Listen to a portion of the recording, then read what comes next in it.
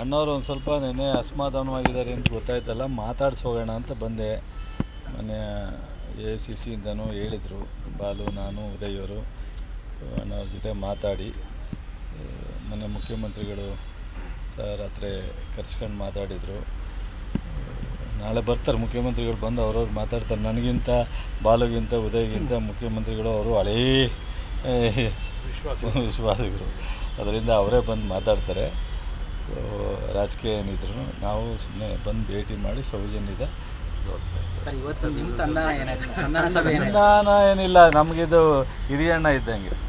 ನಾವು ಬೇರೆ ಪಾರ್ಟಿ ಜನತಾದಳದಲ್ಲಿದ್ದಾಗಲೂ ನಮಗೆ ಅನೇಕ ಸಂದರ್ಭದಲ್ಲಿ ಅವರು ನಮಗೆ ಒಂಥರ ಗಾಡ್ ಫಾದರ್ ಥರನೇ ಮಾಡಿದ್ದಾರೆ. ನಾವು ಕಾಂಗ್ರೆಸ್ಸಿಗೆ ಬಂದಾಗಲೂ ಸೊ ಅವ್ರು ಡಿಸ್ಟ್ರಿಕ್ಟ್ ಮಿನಿಸ್ಟ್ರ್ ಇದ್ದರು ಮಂಡ್ಯದಲ್ಲಿ. ನಾನು ಅವಾಗ ಬರೋ ಹೆಜ್ಜೆ ಇಟ್ಟಿದ್ದೆ, ನಾನು MLA ಇದ್ದೆ.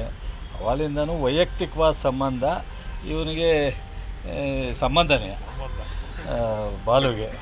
ಸೊ ಹಾಗಾಗಿ ಸಂಧಾನ ಏನಲ್ಲ, ಅವ್ರಿಗೆ ಸಂಧಾನ ಮಾಡೋಷ್ಟು ದೊಡ್ಡವರಲ್ಲ ನಾವು ಭಾಳ ಚಿಕ್ಕವರು. ಎಲ್ಲೋ ಒಂದ್ಸರಿ ಹಿರಿಯರನ್ನ ಕಡೆಗಣಿಸಿದೆ ಹೈಕಮಾಂಡ್.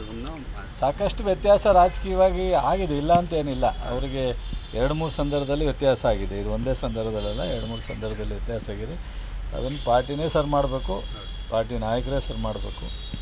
ಅದಾಗುತ್ತೆ. ಏನು ಹೆಚ್ಚಿಗೆ ಬೇಡ ನಡ್ರಪ್ಪ, ಮಾತಾಡೋಣ.